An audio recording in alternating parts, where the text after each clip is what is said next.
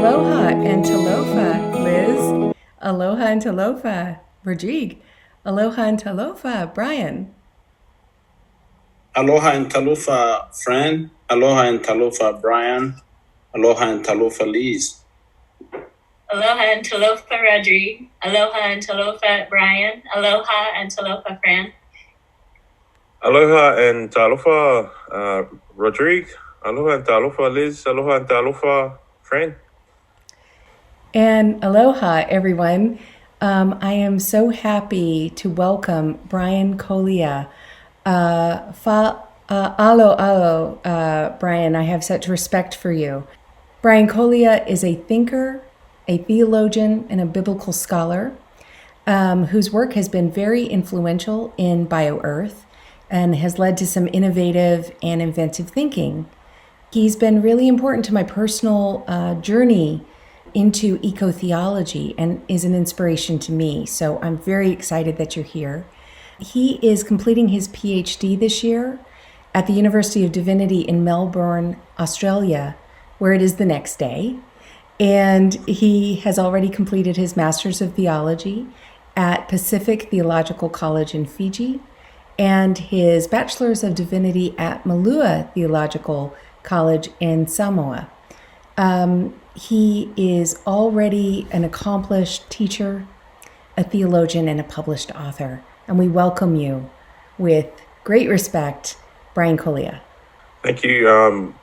And thank you for inviting me and for allowing me to take part in this conversation or this tala noa. And might I first off acknowledge the lands that I am zooming from. It is 7:30 here in the morning in Melbourne, or should I firstly acknowledge the lands of the Wurundjeri people of the Kulin Nation, the First Nations people of the lands of Victoria, and I'd like to acknowledge their leaders, past, present, and emerging. So it's fantastic to be here at this hour, and pleasure to connect with you all. Well, we thank you so much. We've learned so much from your work, and I'm looking forward to reading that dissertation when it's done. And we're looking forward to our audience becoming acquainted with your work as well. And you and I are biblical scholars, and Liz and I first met you at the Society of Biblical Literature meeting in Denver, Colorado in 2018. And I was so impressed with you and have continued to learn from you. And as biblical scholars, we try to read texts generally in their ancient, original historical context and cultural context. But we also understand, you and I also understand, that all those tools that we use, historical criticism, literary criticism, they're not just something that exists in a vacuum. The interpreter, the embodiment, the life experience all shapes what we hear the Bible saying.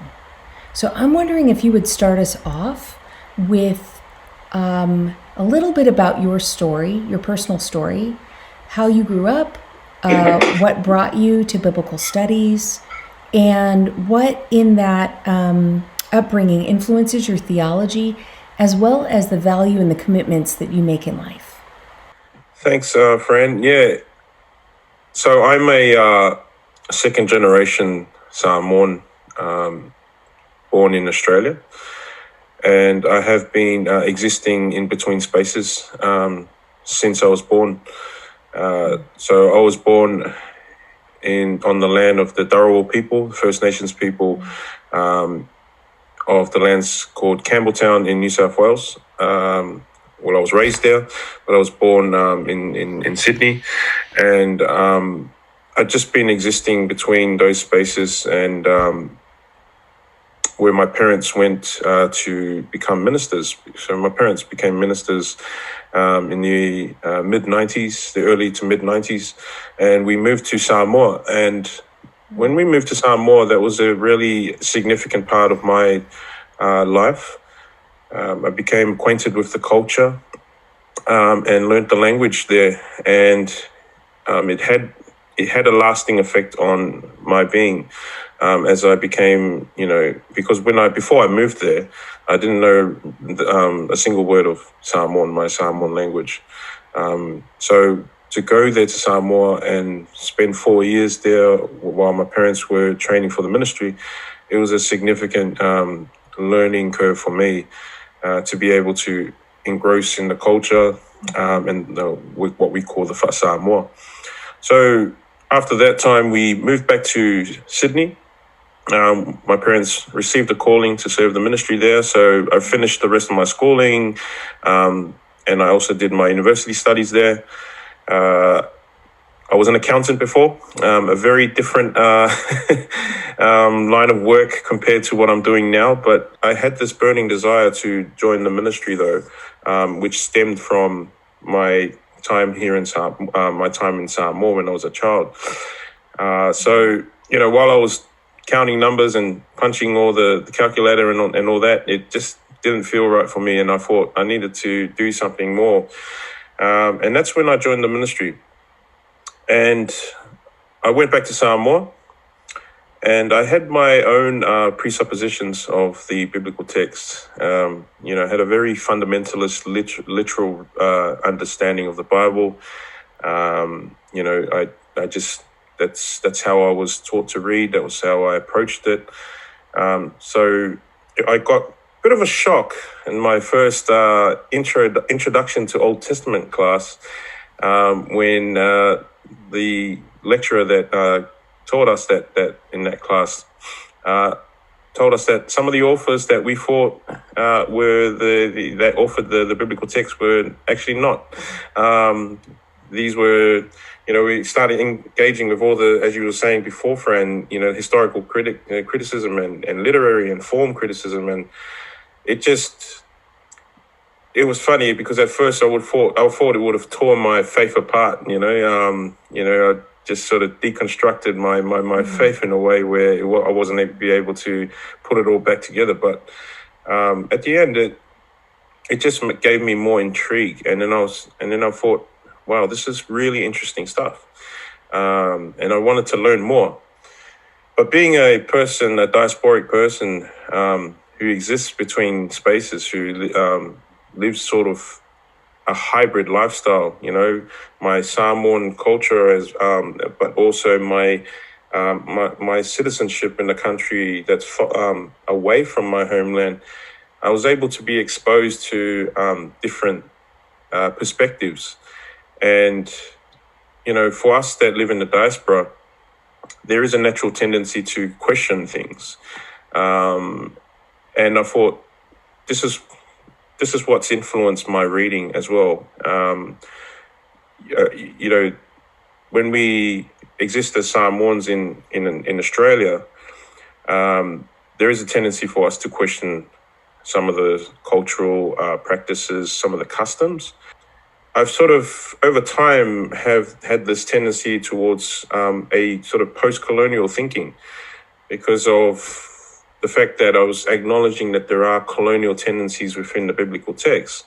And it just led me to go past, or to want to go beyond that point, to go beyond the colonial to a post-colonial, so that I can sort of view the text from an alternative point of view, as opposed to what the white man was saying to us, all those footnotes, there was an interesting experience at the SBL meetings, meeting all my footnotes there. Fran, you're one of them. But I wouldn't class you in the class of all those white, old white men with gray hair. No. But these were my idols at the time. Yeah. And they were the people that sort of influenced my way of looking at the text. But at the same time, engaging with scholars, you need to be a little bit more self-aware and self-reflective. So I thought, it's great to learn all these new things, these new tools for reading, but I thought they don't quite serve the purpose for us as interpreters. And there are moments where we need to get past those colonial tendencies in the text. Yeah. So that's a bit about my upbringing and how I've come to read the Bible. So you were talking, and I was like, yes, I remember the moment that we took the Gospels and put them side by side, and Fran was like, see how this doesn't line up? And I just was so shifted, and it didn't negatively impact my faith. It actually deepened and broadened it. Yeah, that's through right. that inquiry. So I love that was your... That's exactly what I experienced too. And No, what I love about what you just said, Brian, is that learning those methods of biblical studies, they didn't take you away from the Bible. They didn't make you say, oh, look at all this stuff that I don't believe after all, right? Yeah. They took you more deeply. You had a deeper commitment to the Bible afterwards. Yeah. But what I heard you saying is that because of the deep uniformity of the interpreters who had interpreted that text in biblical studies, you weren't seeing yourselves reflected in those interpreters. Yeah. And you also thought that you had something to add. I really believe you have a lot to add. And that what you have to add could actually get us back to some of the meanings that are inherent in the text that have been missed, because so many people who are the same have interpreted it over and over and over again. In conversation with these scholars, mostly Western scholars, it was sort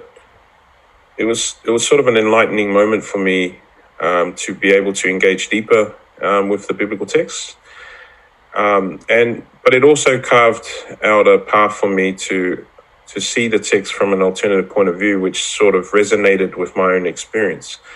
And I feel that that's what the biblical text is supposed to do. It's supposed to sort of drive us to a point where we're engaging with it from our own perspective, as opposed to reading it from someone else's lens.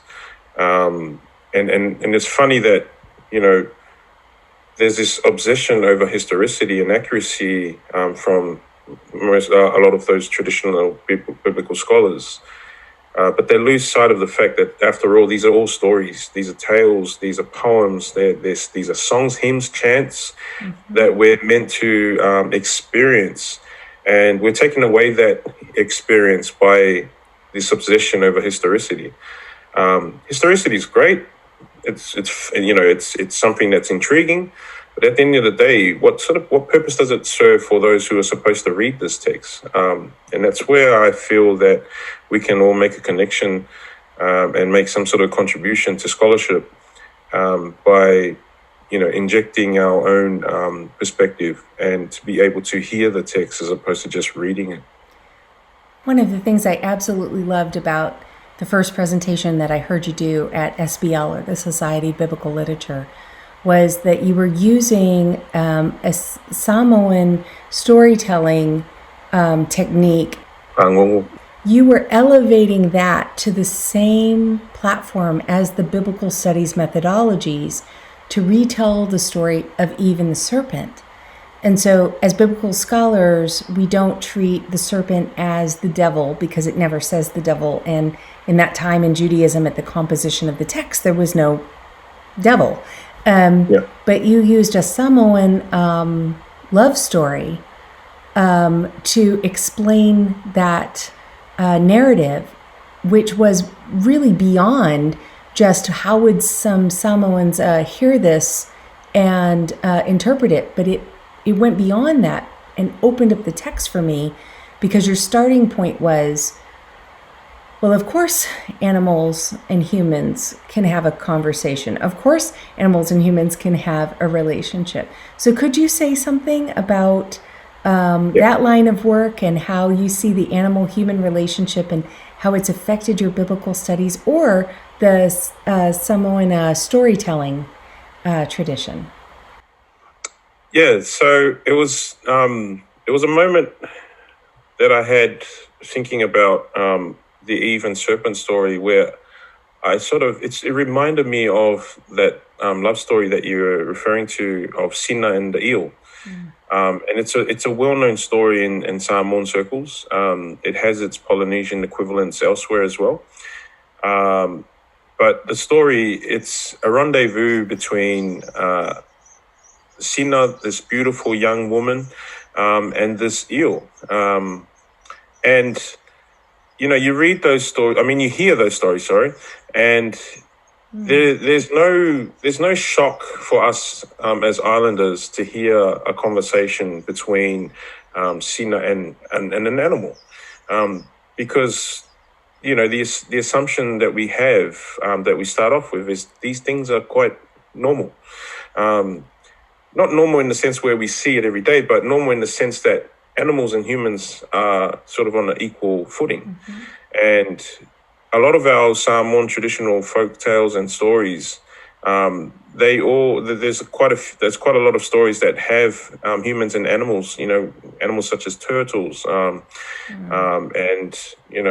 birds, where animals and humans, they're on the same path. And for me, I thought, well, I think that I can see this, or I can certainly hear this in the Eve and serpent story, because as you can tell, Eve is not surprised at all by this talking serpent.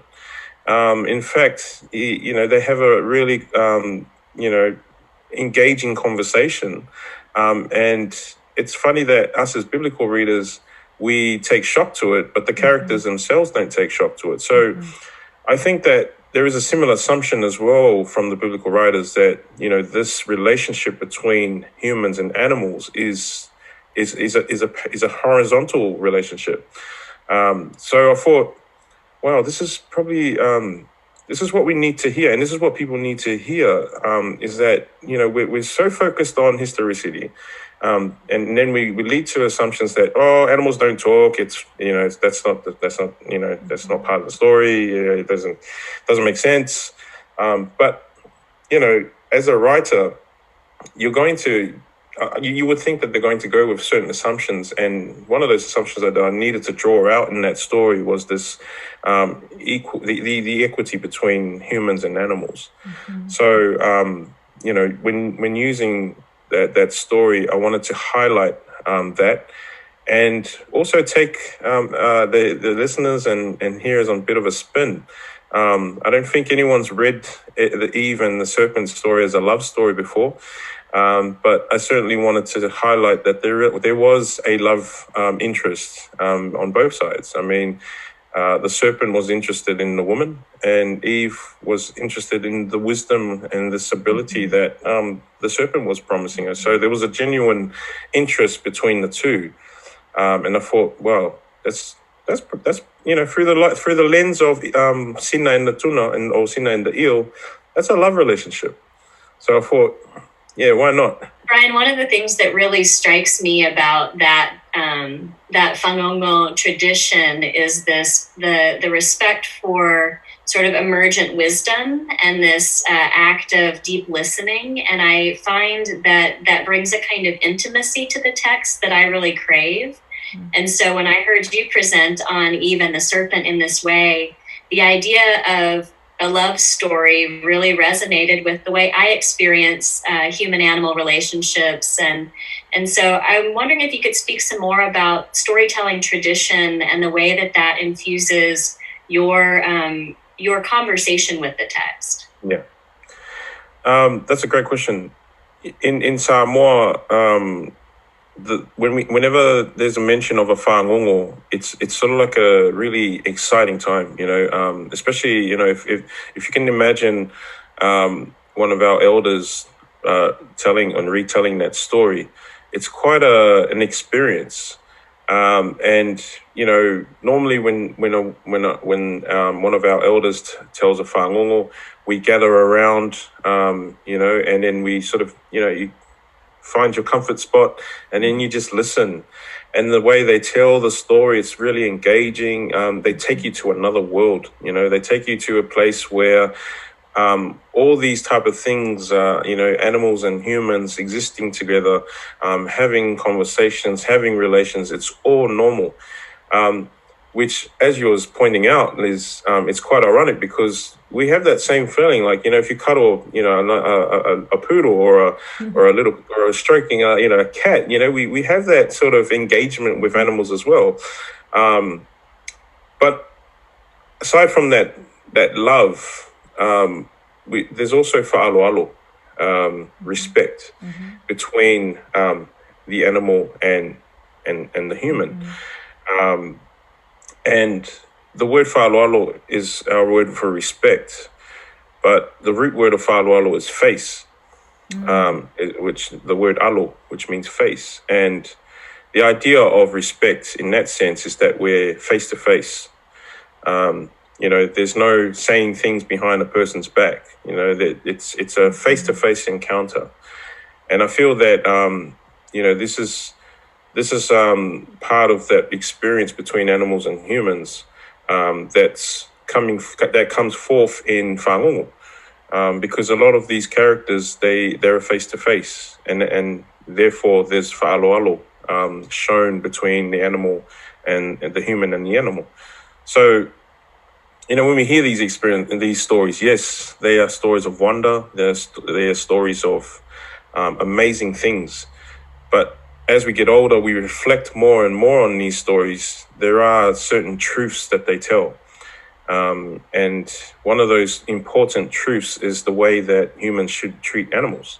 They should treat them with respect. So this is another key aspect of whangongo that I wanted to use to draw out, you know, some of those connotations and nuances in the biblical story.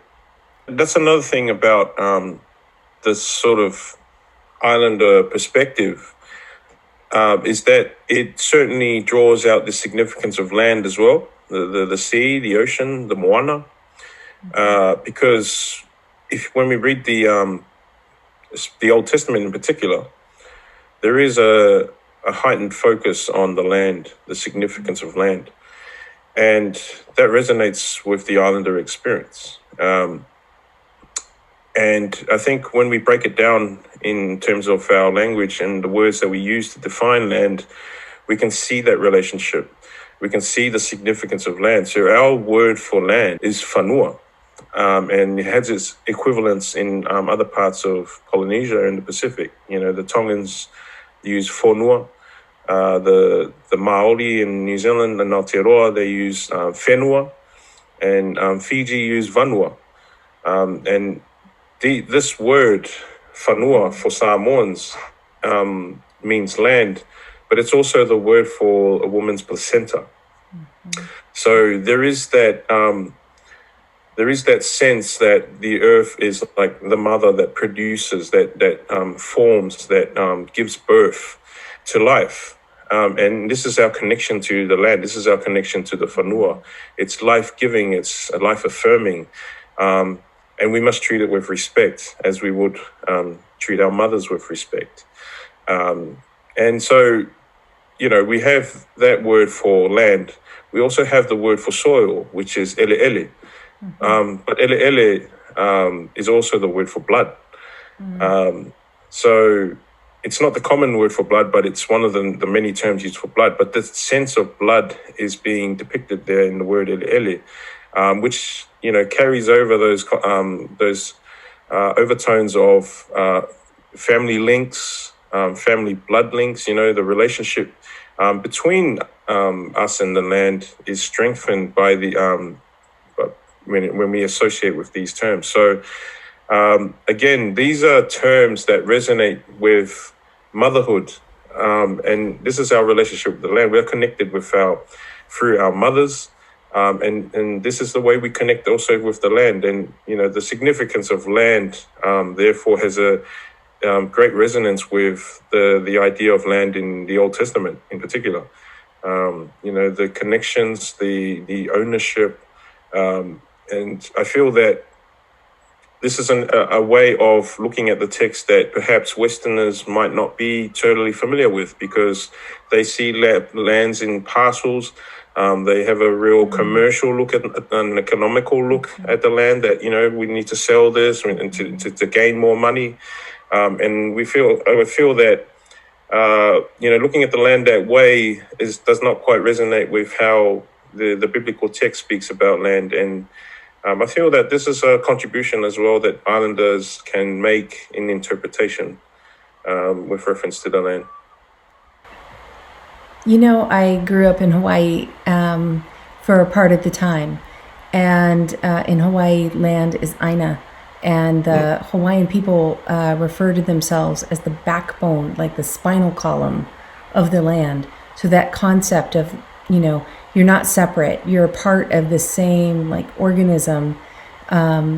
You're speaking about land as whanua, and being connected to it in this familial way makes so much sense to me. And I think you're absolutely right. It's more like the ancient Israelite view of the land. Yeah. Hey, Brian, that was really, really amazing. And I like the connection that you make between human beings or all creatures on the planet and the land, and how taking care of the land is very important for us, and knowing that that's our responsibility and duty. And I wanted to really focus on that aspect of what you said as a religious and biblical scholar. How do you connect the most pressing challenge of our time, which is climate change, to religious and biblical teaching in countries like the Democratic Republic of Congo, where people's understanding and connection to what is happening in the world right now is linked with the end of times? Mm-hmm. Yeah, that's a very important question. And I thank you for asking that, because in Samoa, we are sort of guilty of trying to link what's happening with climate change and rising sea levels, land degradation, all those issues with this end of time theology. And I think that's quite dangerous and harmful to our people, and in particular to our role as custodians of the earth. And I refer back to 2009 when the tsunami hit Samoa. It was a significant moment in our history, and experiencing that tsunami was quite a challenging moment for the whole nation. But in particular, those parts of the land that were affected. And a theology that emerged from that time, relating to what we were speaking about, was that the tsunami that hit was some sort of a punishment for the people that were that in that area. Because what was happening, and if you go to Samoa at any point in time, the Sunday, we observe the Sabbath, and it's probably probably only matched by the Jews, our observance of the Sabbath, because on Sundays, everything, shuts up shop.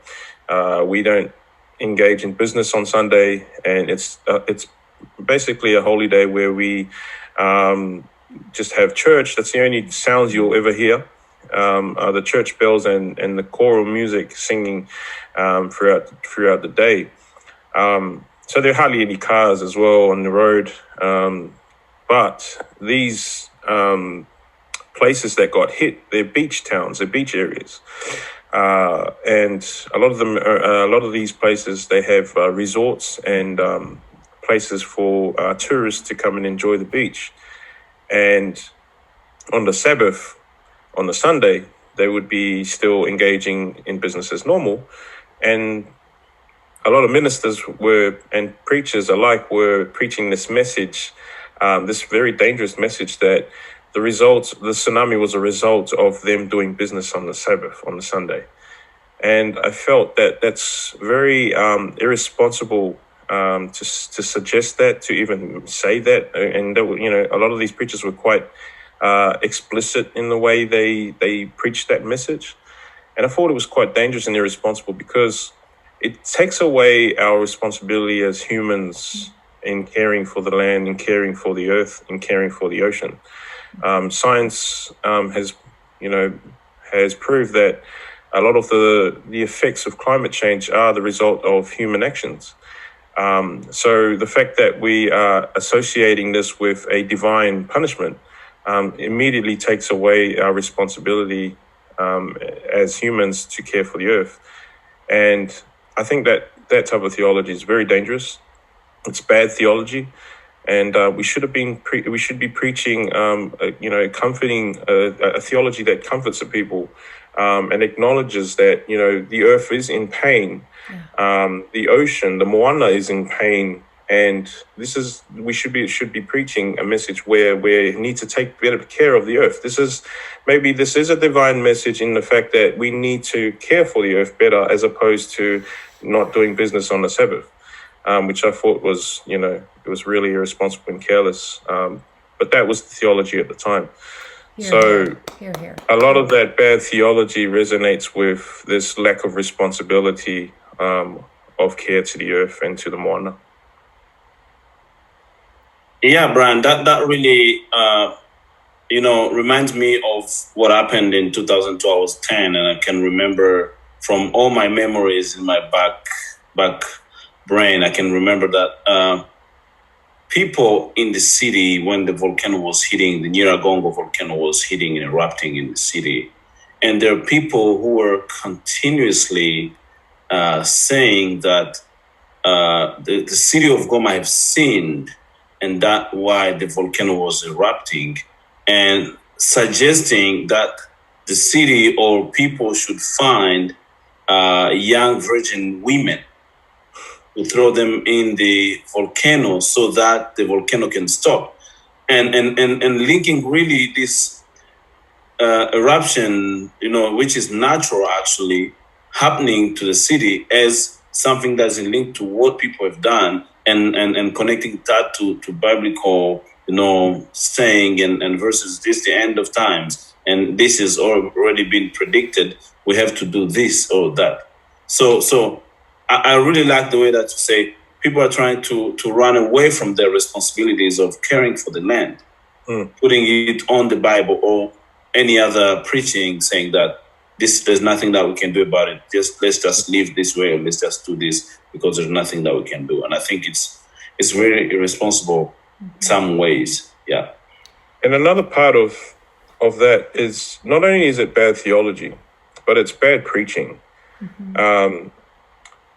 It's bad preaching in the sense that where there's this obsession of trying to always find an answer. And we sort of base that assumption on what the Bible says. And, I'm writing my dissertation on Ecclesiastes. And, if ever there was a book that said that it's okay not to have an answer, it's that one. And the book of Job as well, and we go out and we preach, and we have this thing that we're going to go out and we're going to save lives. We're going to provide the answer to everyone's problems. But, you read Ecclesiastes and it says there, that sometimes it's okay not to have an answer. Sometimes no answer is the answer. And there's a lot of instances in the biblical text where that's the case. And yet we like to pick and choose moments and say, and then we make these really we make these connections that just don't quite fit. And this is why we have these bad theologies that emerge, because we have this sort of focus and obsession over trying to give an answer for everything. But sometimes there is no answer, and it's just a moment for us to just reflect, to take a pause, and to have a think about, what we can learn from this moving forward. Brian, your mention of a pause for the earth reminds me of an article that you wrote with your brother, Ben Laye. Thank you. And you and Ben wrote about COVID-19 and letting the earth breathe. And if I could mention a passage from that article that I believe you wrote, I think it's so important. So I'm going to read, quote, "The scenes all over the world post-COVID. painted the picture of a universal truth, that the world was in need of respite. Everything needed to shut down, to pause so the earth could breathe again. In Samoa, we already knew this. It is this observance of Sa that enables the earth to breathe again, to ensure the skies remain blue, that the waters maintain its pristine state, and the earth regenerates in abundance. Brian, could you tell us what Sa is, and also maybe point us towards what you think the world has to learn from an islander perspective? Thank you. I want to shout out to my brother Ben Laye, if you're watching. He's a professor in Hebrew Bible at the Kanana Fall Theological Seminary at American Samoa, and we co-authored that last year at a time when we were all hit by COVID, and I mean we still are, but we were feeling the effects at that time, this Samoan traditional understanding of Sa is the word Sa means holy, it means sacred. So in putting a Sa on, it's trying to sort of maintain the sacredness or the holiness of whatever the Sa is being placed upon, because Sa can be placed on many things. In fact, this is what we call Sunday in Samoa is, aso Sa. Aso is the word for day, and Sa is this same concept of holiness and sacredness. So we're trying to keep the sanctity of of whatever the Sa is being placed upon. And in our reference to the Sa here in this instance, we refer to some of these traditional Samoan practices of placing a Sa on crops, on fishing, where we hold off on fishing, we hold off on collecting coconuts in order to allow the land to revitalize, to regrow, so that we're not overfishing, we're not over-utilizing crops and coconuts to the point where we'll run short of those resources. So it's a traditional Samoan practice that we put on the land and on the Moana, the ocean, and it's meant to.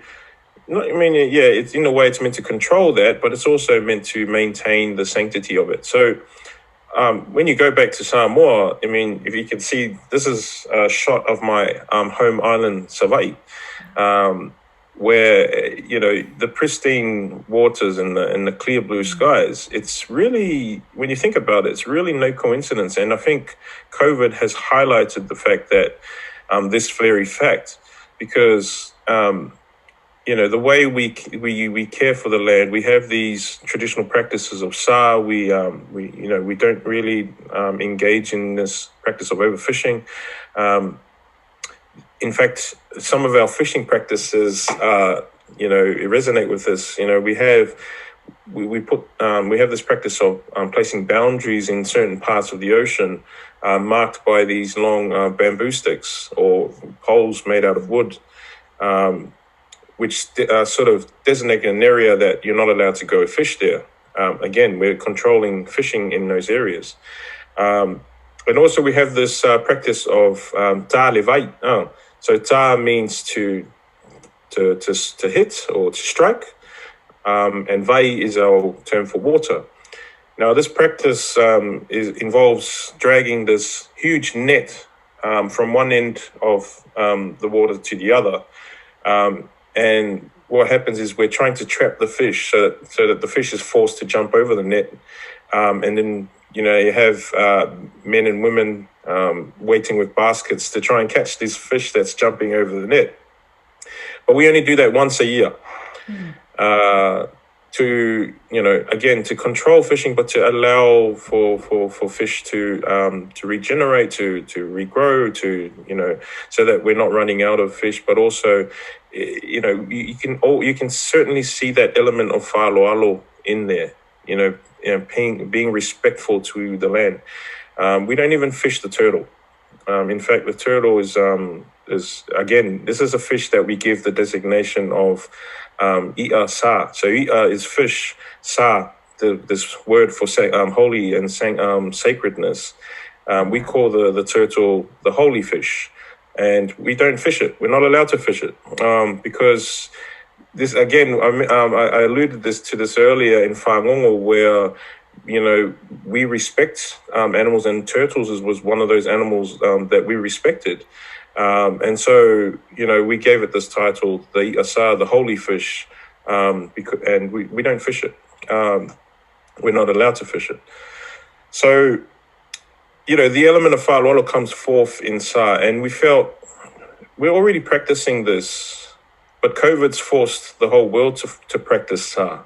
And we drew out the resonance of that with what's happening in Leviticus 25 with the Shemitah, and the seventh year, the Sabbath of the land in the seventh year, was designed to achieve the same thing of allowing the land to regrow, and to be able to have resources going into the future. So this is what we were trying to push. We were trying to push this very ecological agenda, in that people need to be more responsible for the land. But if you look around Melbourne, Sydney, and now with COVID sort of easing now, people are back on the roads again and filling up the roads, and it's just going to pollute the air again. So I guess some of us haven't learned to listen, but I felt this is an important lesson, and it's coming at a really opportune time by way of this very disease. But I guess it was a way of teaching the world how to take care of the earth. That really seems light years away from, the kind of anger that some people felt about, having to wear a mask during COVID. When you're talking about willingly taking on these restrictions because of respect for trees or respect for the land or respect for these animals, you don't talk about it in a way where people feel diminished, or they feel like if I observe this limit that my liberties are being, trampled on somehow. You talk about it in a way that it's enriching, like there's a deeper respect and meaning there. And I wonder if that connection with the land is perhaps the reason behind it. Like I was talking about our familial connection with the land, our spiritual connection with the land, whereas in a lot of Western societies, that connection with the land is probably not there.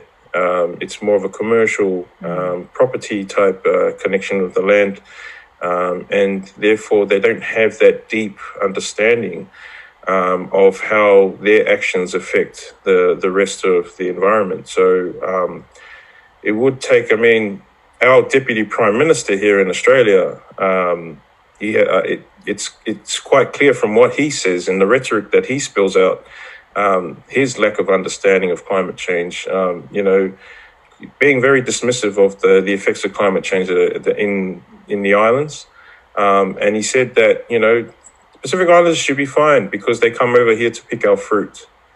Has no connection whatsoever with the plight of climate change that's happening. People are losing their homes, losing their lands, and losing their culture and language for future generations due to climate change. And yet we have a very irresponsible politician here in our land, on our lands here, saying that, they'll be fine.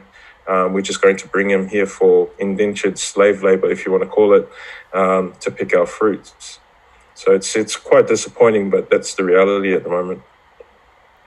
But those peoples of Oceania who are facing sea level rise and might have to migrate join, possibly 500 million climate migrants by 2050, if Yes. science is right. And, what people forget, you can't just move people, especially when the perspective is we are part of the land. As you said, we are one with the land, because then you're not just losing homes or neighborhood or even culture. You're losing a connection that orients a whole way of being. You're changing the people. You're losing the people. And then as they disperse and go to various places, you are losing that culture. Yes, that is so true. In the Pacific Islands, we have countries like the Marshall Islands, Kiribati, Tokelau, and Tuvalu. And these countries are losing their lands inch by inch by the day. And as you were saying, science has said that if it keeps continuing this way, they'll be submerged underwater by 2050. And that's not very long away if you think about it. But you can see the value that people hold to the land, that even in the midst of this danger that they're facing, they're still trying to hold on to it. They're very a lot of the elderly and that older population are very reluctant to move to other lands, because places like New Zealand have offered they've offered refugee status to them because of what's happening. And they're free to move to New Zealand at any point, but they don't want to, because of this very fear that they're going to lose their culture. They're going to lose they're obviously losing their land already, but they're going to lose that connection to the land. And this very genuine concern for not just themselves, but for their people, the younger generations emerging. So a lot of these things are lost on world politicians today. And it's quite sad that they're quite ignorant to what's happening over there, when it's very life-threatening and dangerous over in the Pacific Islands. But these islanders didn't create the problem, right? And in fact, they have wisdom about how to live harmoniously in that ecosystem and preserve it. So what's being lost for those of us who aren't from Tuvalu or Marshall Islands is all of that wisdom and all of that knowledge as well, when that culture is lost. Yeah, indeed. Yeah, this is a very rich conversation. Actually, I'm very thrilled with the many wisdom that you're throwing out there every time that you speak, and I'm pretty sure it's not a secret anymore that the biggest challenge that the world is facing is, how are we gonna survive this time and preserve the land? So, and what are we gonna do? Not only thinking of going back to what we were, but moving forward and having like a proactive approach. And there is one also scientist and scholar who says that's called climate resilience. So how do we jump in the future and understand what we have to do in the future, so that even if we recover from this, we don't go back to the same practice, but we move forward. And I wonder, what do you think makes religious group or faith group or platforms, spaces, churches, anywhere where people talk about faith, a good way to start building this climate resilience in this decade and the next decade? Or do you have any suggestion for developing countries, like in Africa, for example, to start building these climate resilience discussions or strategies on how to address or move forward? Yeah, that's a very important question. And I think there's no real, I can't really make an easy suggestion for that, because a lot of the suggestions we do make tend to fall on deaf ears. So I guess the thing that we can do moving forward is, we have platforms such as this one, where we're able to connect.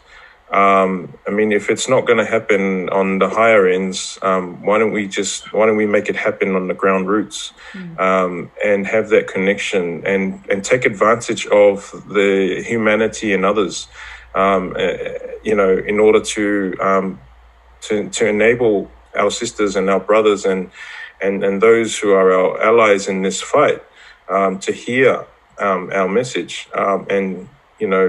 It can only, I think we can make change if we start from this end, from these various platforms that we engage in order to make some sort of progress, because if we sort of sit and wait for the world leaders to do something, it's just not going to happen. And I think when 2050 comes around, Tokelau and Tuvalu will already be submerged by then, and we still haven't made any progress. Thank you. And Brian, when you're reflecting in your work on all of these interrelationships and language tools around whangongo and storytelling, one of the things I really noticed is that not only are you post-colonial in your efforts, but you're also really deconstructing and reckoning with patriarchy. And you're really looking at the ways that, for example, things like toxic masculinity show up in our interpretations of biblical text. And as I sit and reflect on our relationship to nature, our relationship to the earth, one of the things climate science points to is that the ocean is really taking the heat or the hit for the rest of the planet. And most of the temperature increase that's already occurred here on Earth is being absorbed by our oceans. And so much of that is literally beneath the surface, and we can therefore look away from it. And I imagine that islander communities who are very frontline in terms of their impact, but also in terms of their intimacy with the oceans, have a lot to teach us about our relationship and our interdependence with that Moana, that deep blue, that heart center core of our existence. So I'd love to hear your reflections, both on the islander relationship to water and to the oceans, and that deconstruction of patriarchy, and also how that feminine presence or feminine energy shows up in your theology. Yeah. Thank you so much for that important question. This word that we have for the ocean, Moana, if Disney got something right, it was casting the main character of Moana as a female character, because the name Moana is a feminine name. The root word of Moana, as you were pointing out, is moa, which is the center, the innermost being. It's our fatu, our heart. So adding that na at the end is a suffix that tends to make a word feminine. So Moana is a feminine name, and it resonates well with how we view the land, how we view the Moana as this motherly figure, the mother nature, if you will. But the fact that it's called the moa, the center. It's like, this is where we channel everything. And as you're saying, it takes a hit because it's the center. It's the center of our existence. We acknowledge that. And that's why we don't overfish. That's why we treat it with whāloalo, with respect, because we acknowledge that this is our mother. Moana is our mother. This is who we descended from. We are people of the ocean. We're tangata o le Moana. So, having that understanding of the ocean, it helps dispel some of those tendencies in the text. And last year, at the end of last year, the SBL, it was on a virtual format. I decided to touch on that, and I did a reading of Ecclesiastes 1 verse 7, which said that, all the streams run into the ocean, but the ocean is never filled. And as an islander, I immediately had a problem with that, because it sort of had this assumption that the ocean was just this body of water, this seamless body of water, and the idea that the ocean was never be filled, it just didn't sit right with me as an islander, because we see right now that the sea is filling up. It's the rising sea levels in the Pacific. It's leading to a lot of land being lost. So, I used Moana as a way of channeling our, perspective into rereading that text, and to as a conversation starter, to perhaps suggest that maybe Kohelet, is missing the point here. and that, he's basing his assumption on the oceans that he's surrounded by, but not taking into effect the oceans in other lands, where, the filling of the sea is actually endangering its people. So, to have these conversations with that understanding of Moana and the ocean certainly allows for us to sort of revisit some of those colonial tendencies in reading and in approaching the text, which also sort of has a significance on my other focus on reading the text, which is trying to deconstruct some of those patriarchal tendencies and androcentric attitudes in the text. And I find that a lot of those androcentric tendencies stem from the way the text is being interpreted and being read, as opposed to what the text is saying. I feel for my sisters. I feel for my aunties, my mother.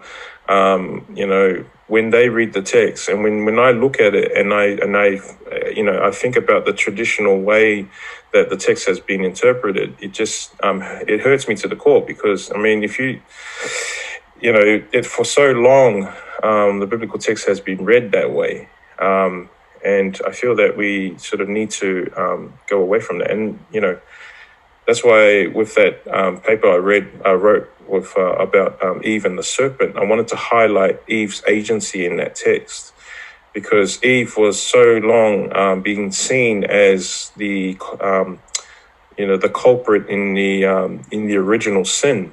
Again, another bad theology, and but there is so much in that story that highlights the agency of women. In particular, her desire for wisdom, the fact that she makes a decision on her own fate. It's not a man that makes a decision, it's a woman. So she has control over her own fate and making that decision to eat the fruit. And after all, she is the mother of all creation. Without her, there would be no other people to exist on the earth. She is the mother of all the inhabitants of the earth, and the patriarchal readings ignore that. They just put that to the side and focus on this agenda that they've existed in the text. They've inserted the devil in that text, which was not there, and inserted this other theology that we're still preaching to this day. But there's so much more in that text that's sitting right there that's quite obvious, and yet we're choosing to ignore it. So shout out to both my sisters today. But yeah, that's how I would rather read the text. Thank you so much. I know I speak for all of us when I say that your voice, your perspective, your lived history, your insight, your wisdom is so important to all of us. And mahalo nui for this really amazing Tana Loa, this conversation. Thank you so much. Mahalo nui for this Tana Noa, whawhataitele. And yeah, I'm looking forward to, having more conversations and hearing your conversations with others, our allies in this fight for the environment. And hopefully we'll soldier on. And we'll meet again in the future. So, whawhataitele, mahalo nui. Thank you. Mahalo nui. Mahalo nui. Thank you so much.